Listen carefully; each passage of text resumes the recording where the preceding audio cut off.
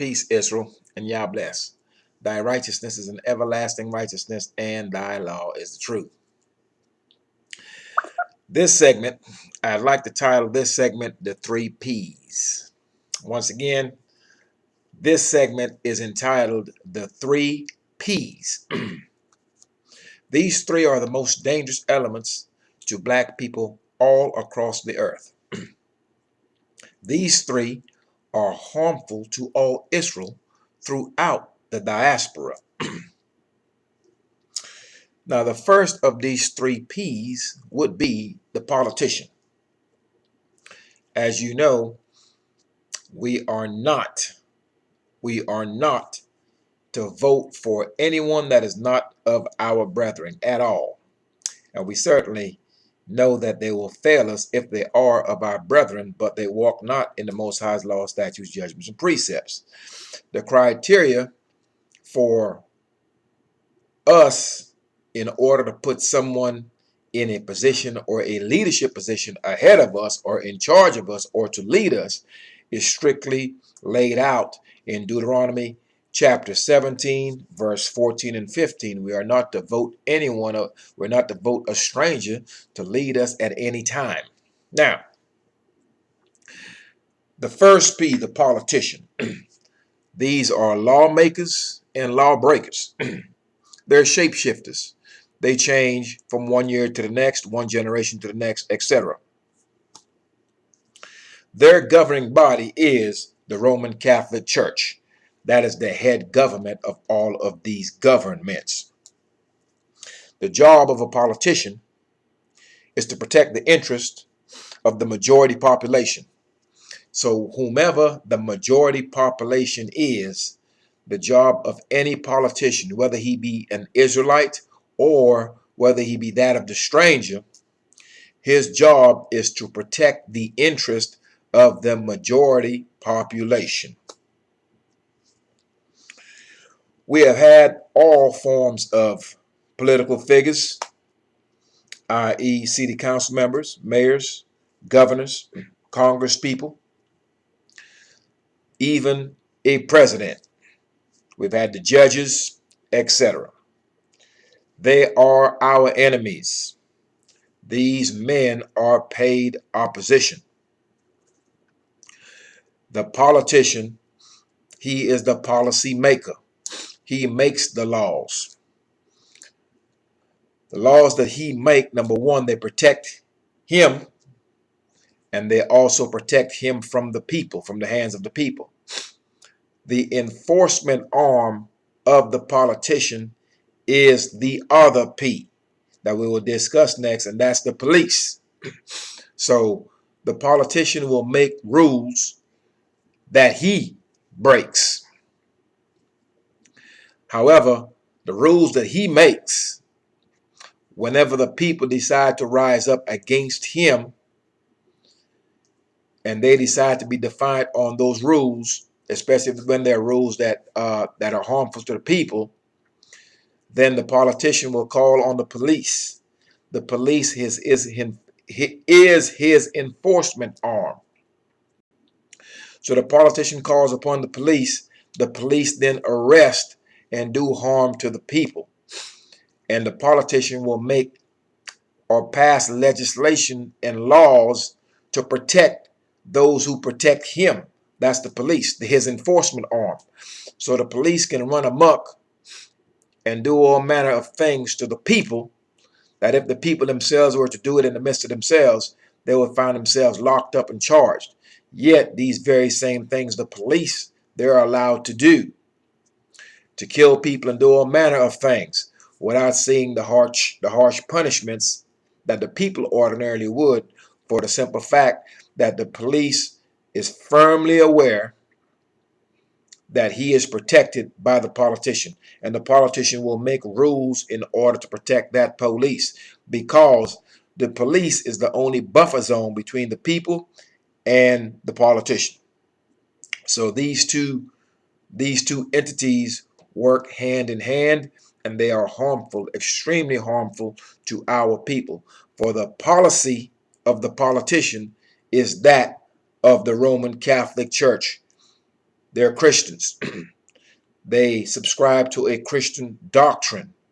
As we all know, Roman Catholicism, its surrogate is Christianity.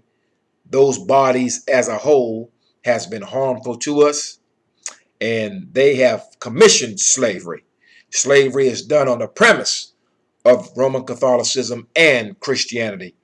We must take you savages and convert you, etc., etc. By means of the sword was this quote unquote religion enforced. So the overall government that rules and governs these Romans, govern these Christians, govern these politicians, as well as the police, is Christianity. It's Roman Catholicism. And we know that this is harmful to our people. So we know the politicians will make laws and policies that are harmful to our people. They're not to be trusted. They are paid opposition. As it comes as it comes down to all of these politicians as it relates to them, keep in mind that we have had the judges. Okay, we had judges. We figure if we had the judges in the courtroom, we will see some justice. We figure if we had the black police chief, we would have and see some justice. If we had some black police officers, we wanted a black police chief. We've got some black judges. We have some black lawyers. We had some black mayors, senators, etc. Even a black president. And the Most High made it plain that none of these things would work. So we have done it all. We've gone from the bottom to the top, and we have seen absolutely no changes in the way that our people are treated. We've seen no improvements. So this is the Most High repaying us to our face that his word will stand true, that we can try all of these things. We can put 50 black presidents in the White House, and our circumstances will not change. In fact, it'll get worse because we are placing our trust in a system that has put us in this mess in the first place. And we're placing our trust in individuals that are a part of a wicked system. Keep in mind, a wicked system is devised by wicked people and thus enforced by wicked people. You are not to trust these politicians. You're not to vote for them. Because when you do this, you're placing your trust in a system that has enslaved you, that has oppressed you. And when you vote for these individuals, you're voting against your own best interest. Now, let's discuss the police. The police is the enforcement arm of the politician. The politician makes the policy. He is the lawmaker. Laws are passed by the politician to protect the police. We've discussed this earlier. That is why you see clearly when the police kill our sons and daughters, they walk scot-free. Unless that police looks like us, then that whole game changes. These are shapeshifters, game changers, okay? And they will change anything and everything the minute one of us becomes involved. The politician also passes laws to protect himself from the people. When the people revolt against the politicians, the police is the enforcement arm to subdue the people. Anytime there are riots, the police are called, tear gas, beat people up, dogs, etc. You know exactly how that plays out. A black police, i.e. an Israelite, is just as dangerous as a quote-unquote white police. In many ways, more so. They are enforcing policy that they know is harmful to their own people. So here you have these black policemen, because we have all felt that, okay, these white police are doing us harm. So if we have some black police, then maybe we have some representation on the force, and we can see a change in possibly policy and a change in relationship between our people and the various departments of police throughout the nation. Once again, evil laws and evil means are actually made up and created by evil people. So when one of our men join an evil entity, they will take part in that behavior. What we cannot do, we cannot take something that is unrighteous and make it righteous. What's unrighteous is unrighteous and will remain so. So these men are harmful to us because they clearly know upon entering that system that system is harmful to our people, and it has always been harmful to our people. So once they join up with that force, with that entity, they are enemies unto themselves, and they are enemies unto us, and the end result of joining with the wicked man is your destruction as well. And that is why when the black police goes ahead and kills someone else, all the other police will get off, and the quote-unquote black, aka Israelite police, he's going to jail for 20 years. He fails to understand that it is to his own hurt for him to join with his enemies and be an enemy unto his own people. He fails to understand this. Where are the black police chiefs and regular police patrolmen that are black? Where are they when our sons and our daughters are killed and murdered in the streets? Who is that outspoken black officer that speaks on the behalf of his own people? Where is he? Where is the black police chief that comes out and state plainly in no uncertain terms that there is a disparity in the treatment of black males when they're encountered by the police? And there certainly is unfairness and injustice and unrighteousness when our young men are being shot down in plain sight, no weapon, no place, and these officers allowed to walk scot-free with pay. And the majority of the society will see this injustice, will see this unrighteousness, but keep in mind, they know not righteousness. They don't know what it is. They don't know what the Most High's law is. Don't know what his righteousness is, because they teach you there is no law. So they will crowd fund these officers that will kill our people. No weapons involved. Just flat out murder. And the majority of the population will put money in this man's coffers, $500,000, $250,000, when they can see plainly that he murdered a man. However, we can see that he murdered a man, but they cannot see it in that regard because it does not affect them in any way, shape, or form. In their viewpoint, one of their enemies has been killed. And that's as far as it goes. As far as them being able to recognize the equity and the injustice in what they just saw, many, I'm not going to say all, but many, a vast majority, are unable to look at that in a manner that's fair, that's righteous, and has any equity in it. These policemen that look like me, that look like us, are paid opposition. These are our enemies. That is why they will not speak on your behalf. They are in cahoots with the system. You have a three-pronged fork of these three P's. I'm now addressing the first two, the politician and the police. Keep in mind, like I have said, these are paid opposition. These men are being paid to enforce laws that their oppressor, their former slave masters, have imposed in order to keep our people underfoot. And they are part of that system that incarcerates our men in vast numbers. And the quote-unquote Israelite males / black males that do this have absolutely no shame in it. So we must understand that our enemies are near to us. Some of them are dear to us because some of our enemies are our own people.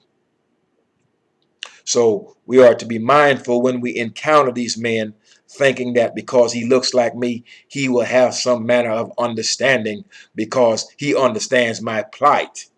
He does not. He is being paid by his enemies.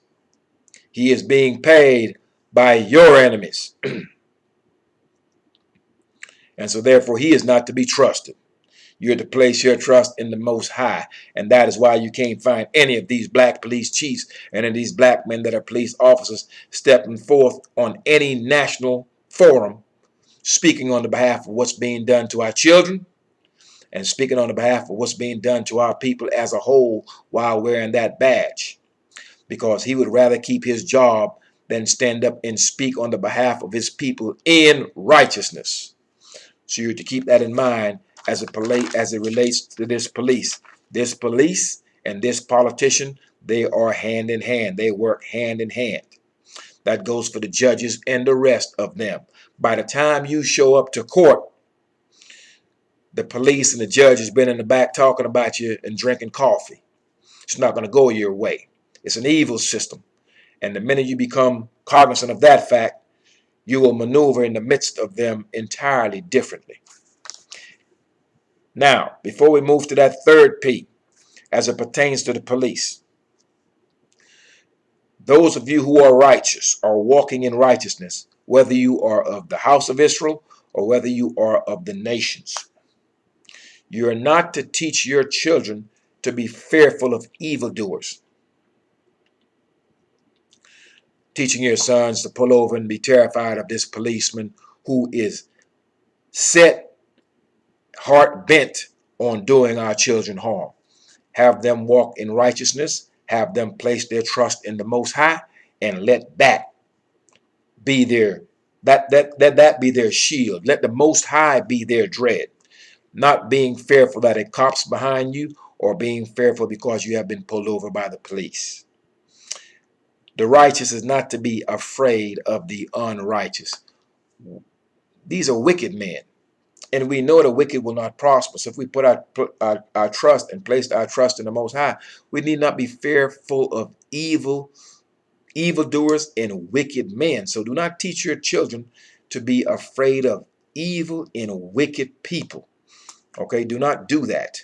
All right, let's move over to the very last P of the three P's. We've covered the politician. He makes all these laws and these rules and regulations to protect himself and to protect his enforcement arm, the police.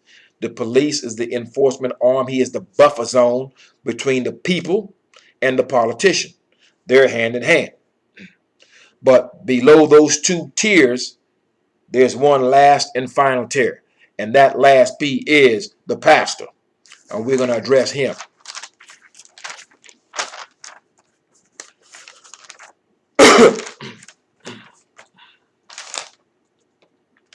All right.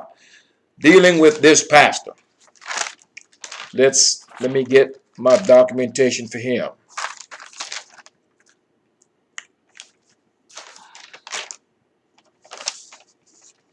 The pastor. He is the shepherd of the flock that is paid to lead the sheep to slaughter. Let me go ahead and say that one more time. The pastor. He is that shepherd, leader of a flock, a group of people. He is paid to lead that people in a specific direction. And that direction is to their hurt, and that direction is to their demise. He leads them to slaughter.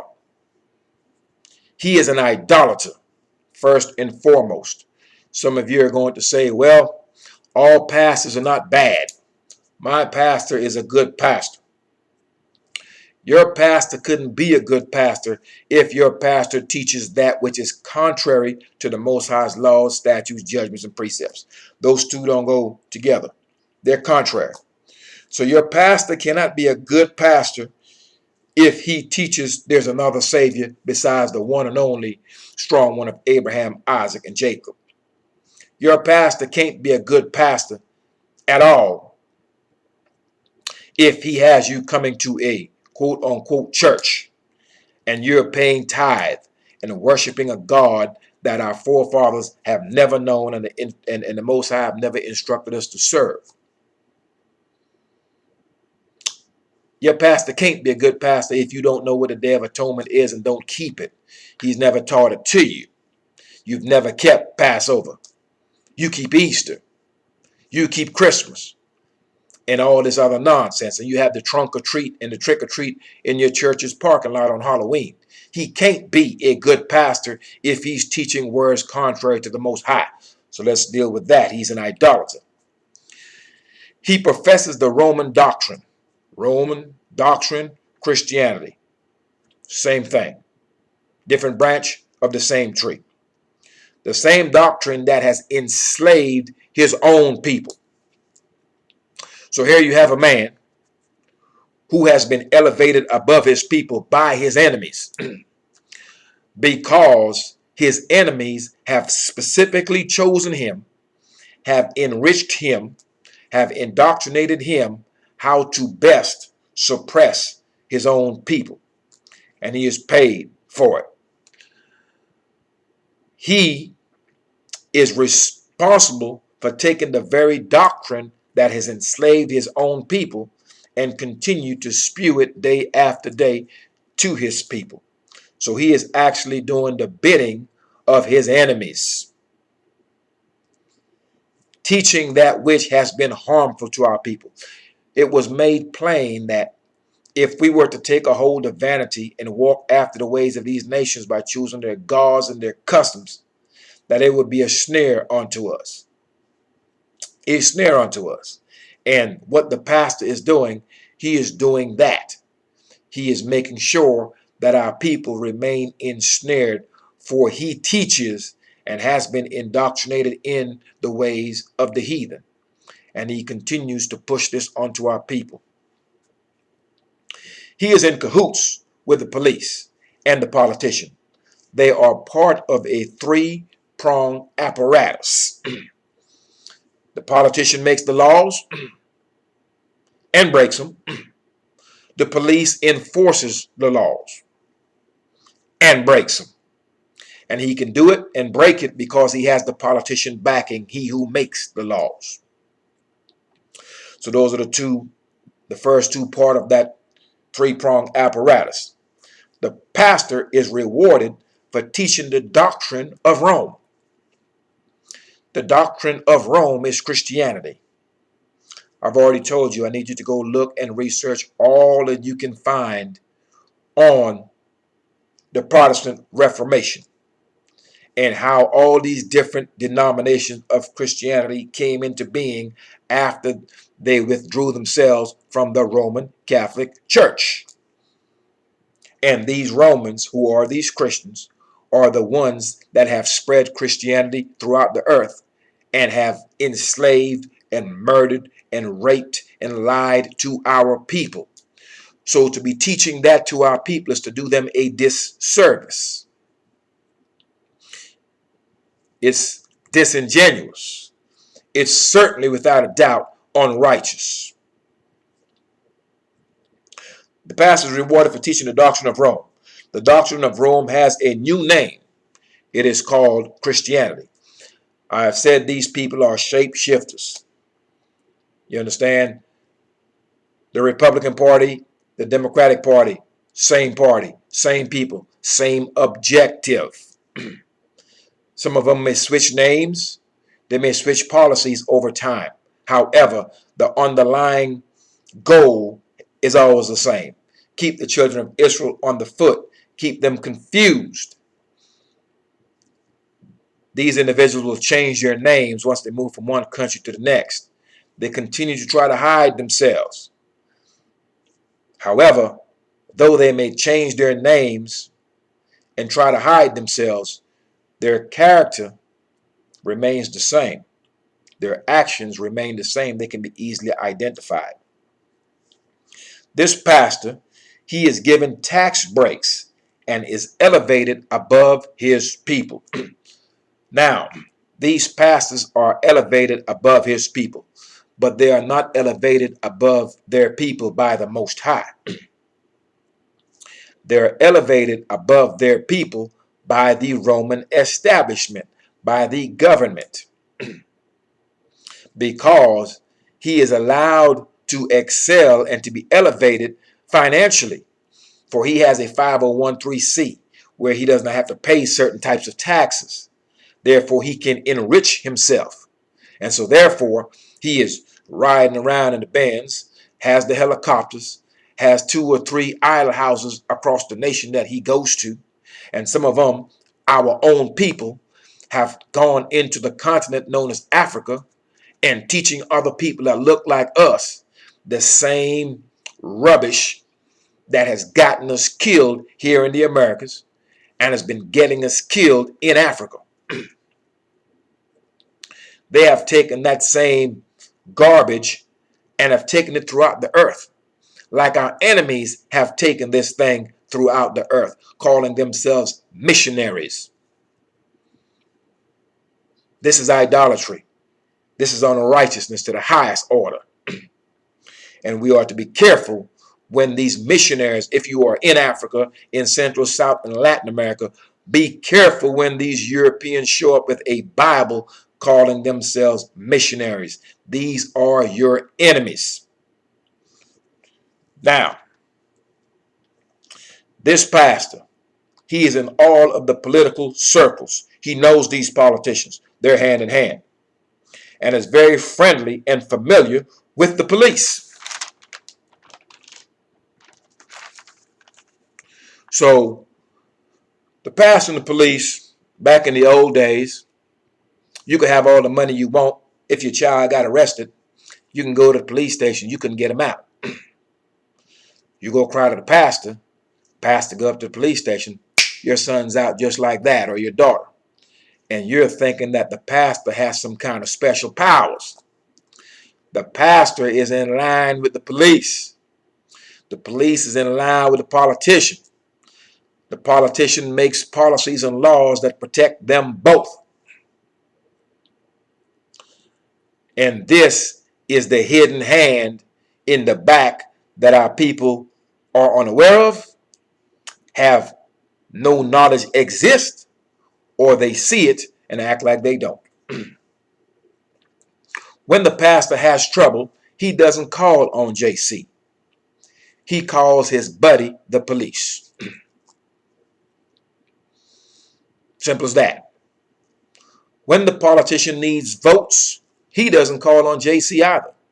He calls his buddy, the pastor.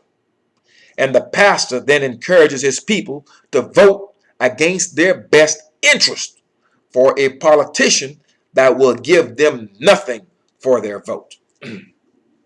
This is what we continue to see.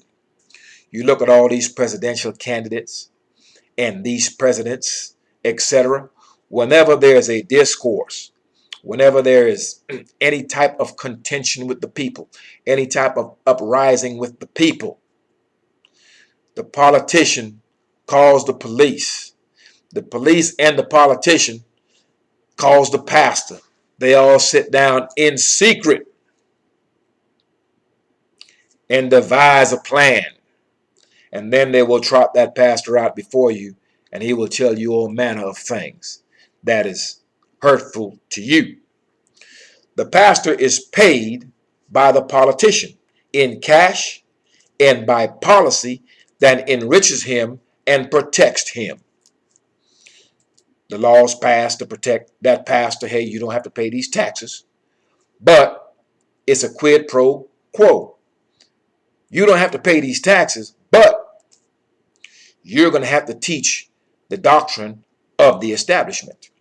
You will have to walk in the confines of the laws of this establishment in order for you to receive these benefits. So the pastor is willingly going along with unrighteousness in order to be paid. And he knows this. So he is walking in unrighteousness in order to please his master, who he knows is unrighteous. And he's doing it to enrich himself and to lead the entire house of Israel astray by means of idolatry. Idolatry is why we're getting killed in the midst of the nations. Idolatry is the reason why we were kicked out of the Holy Land that was promised unto our forefathers. So we're to watch this pastor. Now, when the people revolt, the pastor calls the politician. The politician calls the police. They meet in secret. Favors are exchanged. Then the preacher is trotted out to lie and pacify the people because he will benefit. If the people uprise and overthrows the apple cart, the pastor loses his control, and that's what he has. The pastor's position is the police and the politician can call upon him to pacify the people. That is how he is paid. He is paid to keep the people in line, to ensure that they do not uprise against the police and they do not uprise and revolt against the politician's policy. That is the purpose of the quote-unquote black preacher or the pastor. That's his purpose. And he benefits from this by being in cahoots in all the circles of the police, in the circles of the politicians. He gets that free money, that tax money. And when he gets this money, he can take this money now, and since he's in cahoots with the politicians are in line with the business people, because the business people have the money in which to stuff the coffers of the politicians. So now that pastor, he has access to all types of business deals and different things that he can enrich himself and make himself more powerful in the midst of his own enemies. And his enemy is willing to play ball with him, provided he's willing to play ball with them. So it's a hand wash one, hand wash the other setup. All of it being done blatantly before our face. And our people, we are foolish enough to accept it. The biggest sexual degenerate that our people have known is this pastor. He is a product of the Roman Catholic Church. All of these seminaries that they go to.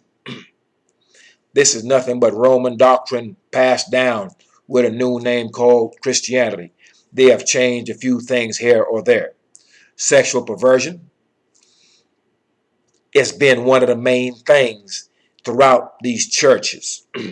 Homosexuality has been big. A lot of these men are undercover punks.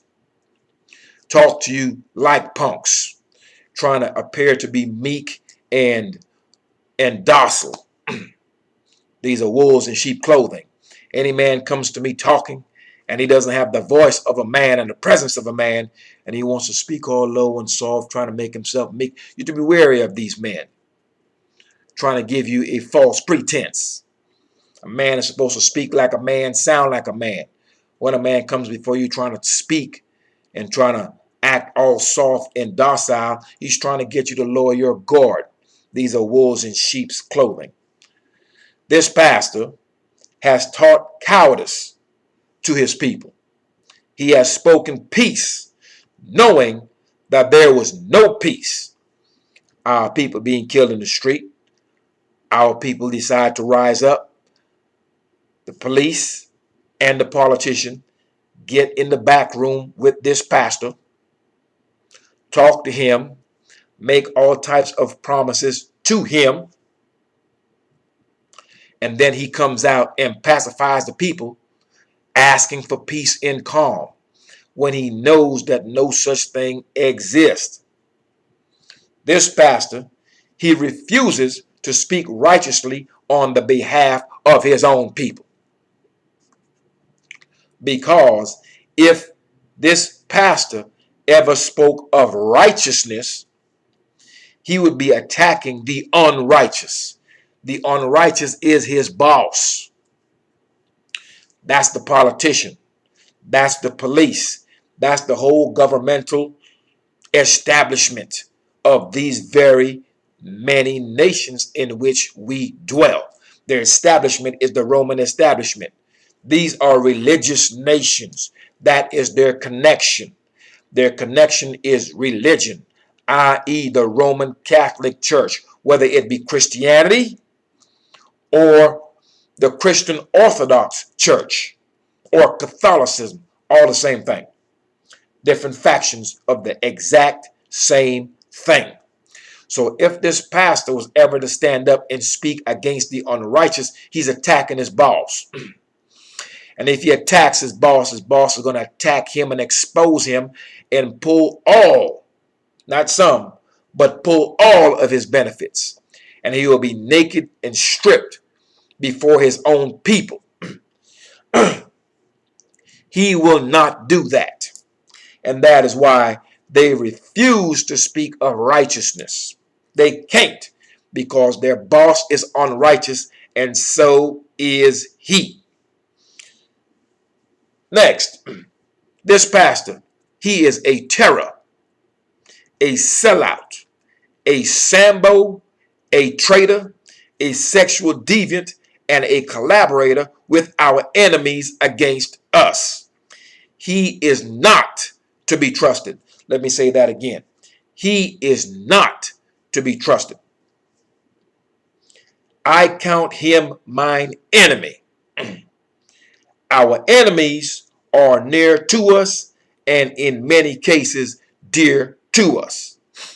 Your pastors, these laymen in these idolatrous church houses, your daddy that might be a policeman, etc.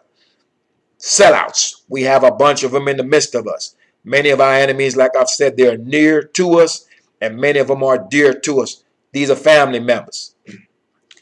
And we're finding out and going to find out as we get caught up into these many different affiliations that when the trouble comes, you'll be standing alone, because some of the very men that you're going to place your trust in, they will desert you. We're to place our trust in the Most High and the Most High alone. For when our enemies come with their guns and their tanks, and in some cases, they're being subtle nowadays. They're trying not to come with the guns. They come with some money. They can buy you off before they kill you. When they kill you, this leaves too much for us to inquire about. So they just buy you off. So when our enemies are coming, they're coming with the money. When the money don't work, then they come with the guns. And then we will see that many of our men will side with our enemies and take that money and turn their backs on you. This is throughout the generations we have seen this. And the ones that will actually stand up for their conviction have been killed. And the reason why they have been killed is because they had no protection in the first place. They were maneuvering without the Most High before them.